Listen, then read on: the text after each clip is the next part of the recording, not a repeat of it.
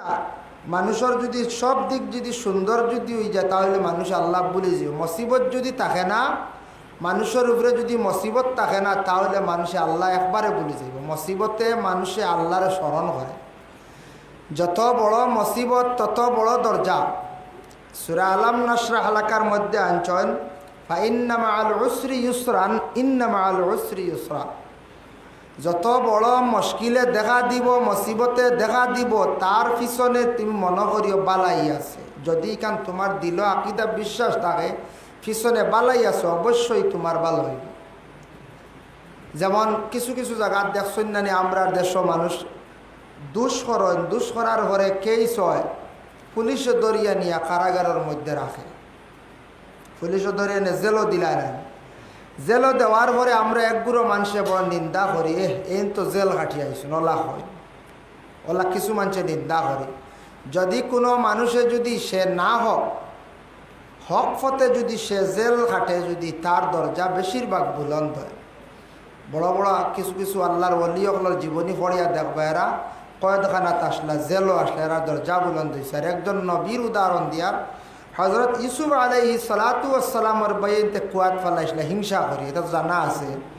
ফালানির পরে আল্লাহ এই জায়গার থেকে লম্বা আলোচনা এই জায়গাত কুয়াত থাকি আল্লাহ ফরিস্তাদের মাধ্যমে তবে মুকররিব ফরিস্তা জিব্রাইল দিয়ে আল্লাহ তুলাইলা অন্য কাফেলা ভাইলা নিয়া মিশরের বাদশার হাওলা করলা তাইন ফালিলা বড় করলা। জুলাইখা প্রেমে মুগ্ধ হয়ে গেল। জুলাইখায় পরে চক্রান্ত করিয়া ইউসুফরে নিয়ে জেলও ঢুকাইলা। তাইন সৎ পথে হক পথে জেল কাটার কারণে হজরত ইউসুফ আলাইহিস সালাতু ওয়াস সালামের আল্লাহ দরজা কতটুক বুলন্দ করলো। আল্লাহ তানরে এক দেশর মিশরের খাদ্যমন্ত্রী আল্লাহ বানাইল। যে বাইনতে হিংসা কষলা বাইর লাগি বাইরে মারার লাগি ধ্বংস করার লাগি ও বাইনতে গিয়ে আবার ও বাইরের কাছে গিয়ে সাহায্য আন লাগে রিলিফ আন লাগে। সুবহানাল্লাহ।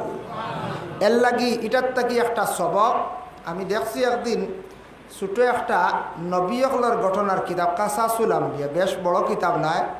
কাসাসুল আম্বিয়াত লেখছন যে যদি কোনো মানুষে যদি ইলা কোনো বাইয়ে আপন বাইর যদি হিংসা যদি করে বলে বাইর দন হয়ে যায় বাইর দন হয়ে যার বাই উঠি যার আমি বাইরে দমন করি হইতরা যার লাগি হিংসা করবা আপনার ক্ষতি হইব যার করবা তার কিন্তু ফায়দা হইব। এর লাগিয়া কোনো দিন কোনো জায়গাত এটা প্রমাণ করিয়া দেখবা বাইয়ে আরেক বাইরে মারিয়া জীবনের তেমন সুখী হওয়া যায় না। বাইরে মারিয়া সুখী হয়ে যাবো না হয়তো কয়েকদিনের লাগে সুখী হইবা কয়েকদিন পরে দেখবা আপনার আমার দুঃখ হয়ে গেছে। যে বাইর লাগে হিংসা কর্ম ই বাইর বরং ফায়দা হইব আমার ক্ষতি হইব। যাই হোক এর জন্য বিশেষ করে আমি দুইটা আয়াতে করিমা তিলাওয়াত করছি আপনার খেদমত। আর আল্লাহর রসুলের হদিস এই হদিসটা হইল গে মিশকাত শরীফের ২য় নম্বর হদিস। হদিসটা বহুত লম্বা। এই হদিসের আরেক নাম রাখা হয়েছে হদিসে জিব্রিল বলিয়া বলে খেনে রাখা হইল বলে হদিসে জিব্রিল ও কারণে কোয়া হয় হজরত জিব্রাইল আলাইহিস সালাতু ওয়াস সালাম আসিয়া রসুলুল্লাহর কাছে পৌঁছিয়া আসিয়া কয়েকটা প্রশ্ন করছেন। বহু সময় আসলা কয়েকটা প্রশ্ন করছেন। এর জন্য এটা রাখা হয়েছে হদিসে জিব্রিল। সে হদিসের রাউইকে বলে ওমর ইবনুল খাত্তাব। عن عمر بن الخطاب رضي الله تعالى عنه হযরত উমর আল ফারুক রাদিয়াল্লাহু তাআলা আনহু তাকি বর্ণিত তান কইত্রা কালা বাইনামা নাহনু ইনদা রাসূলিল্লাহি সাল্লাল্লাহু আলাইহি ওয়াসাল্লাম। তান কইত্রা আমরা একদিন আল্লাহর রাসূলের খেদমতে আসলাম। আমরা আল্লাহর রাসূলের খেদমতে আসলাম। জাতা ইয়াউমিন একদিন ইসতালা আলাইনা রাজুলুন শাদীদু বিয়াজিস সিয়াব। এমন একজন আচানক ব্যক্তি এমন এক ব্যক্তি যে ব্যক্তির গায়ের মধ্যে কাপড় যেটা আছে এটা খুব বেশি সাদা। তার পরনে কাপড় যেটা খুব বেশি সাদা। শাদীদু সাওয়াদিস শারি তান মাথার চুল হইল গিয়া খুব খালা খুব বেশি চুল খালা। পরনে সাদা কাপড়। সাদা কাপড়টা লাগানির পরে মানুষের একটা সৌন্দর্য বাসেন না যায়। সাদা কাপড় লাগানির পরে একটা সৌন্দর্য তাই এমনি বিভিন্ন খালা কাপড় কালারিং কাপড় পরিধান করডা কিন্তু কোনো মহলে যাওয়ার পরে দেখবা সারারও গাত সাদা কাপড়। মন্ত্রী মিনিস্টার সারাই তো সাদা কাপড় লাগাই নেন বেশিরভাগ। এরাও তো পাঞ্জাবি লাগায় তো সাদা কাপড় যেটা লাগাইলাম, সাদা এমন একটা কাপড় যে কাপড়টা ইয়া থাকছে গিয়া এটার সুন্নতি হওয়া হয়েছে, সুন্নতি লেবাস। সাদা কাপড় যেটা আছে লাগানোর সঙ্গে সঙ্গে মানুষের মধ্যে একটা সৌন্দর্য আসে। এই সাদার একটা অর্থ লইছে বলে সাদা দিয়ে মুরাদ হইয়া থাকছে গিয়া শান্তি। ভারতের জাতীয় পতাকার 3টা চিহ্ন না, এর মধ্যে একটা সাদা আছে না, গেরুয়া আছে। আচ্ছা, এই সাদার আমরা ক্লাসও আমরা শিক্ষক হলে পড়াইতে হজুর সাদা দিয়ে মুরাদ হইল গিয়া অর্থ লইছেন শান্তি। এর লাগি সাদা কাপড় দেখছেননি কোনো স্বামী মারা যাওয়ার পরে মার পরনের মধ্যে, স্বামী মারা যাওয়ার পরে স্ত্রীর পরনের মধ্যে যে কাপড় যেটা থাকে এটা সাদা থাকে বলে। সাদা কাপড় মহিলার গায়ের মধ্যে লাগানি হয়। এই মহিলা যেই সময় গায়ের মধ্যে সাদা কাপড় লাগাইলা, মহিলার দিল তাকিয়ে অন্তর তাকিয়ে অনেক জিনিস সরি যায়। সাদা কাপড়ের দিকে তাকাইবা, ইদ্দতটা পুরা করবা, আর আল্লাহর বান্দি কইবা বলে আমার তো স্বামী মারা গেছেন, যতদিন ইদ্দতর মধ্যে থাকবা ততদিন বন্দি সাদা কাপড়ের দিকে চাইবা। সাদা কাপড়ের দিকে চাইতে আল্লাহর বান্দির কবরের কথা স্মরণ হইব, মৌতের কথা স্মরণ হইব, স্বামীর কথা বারবার স্মরণ হইব। এর কারণে সাদা যে কাপড় যেটা আছে, প্রত্যেক বিবাহিত স্বামী অকল মারা যাওয়ার পরে তান আপন স্ত্রী ইদ্দত ফুরা করেন, ইদ্দত ফুরা করতে গিয়া গায়ের মধ্যে সাদা কাপড়টা লাগানি হয়। এহরামর কাপড় যেটা আছে এটা আবার সাদা।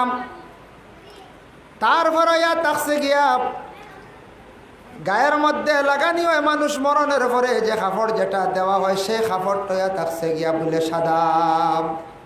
মানুষ মারা যাওয়ার পরে সাদা কাপড় দেওয়া হয়।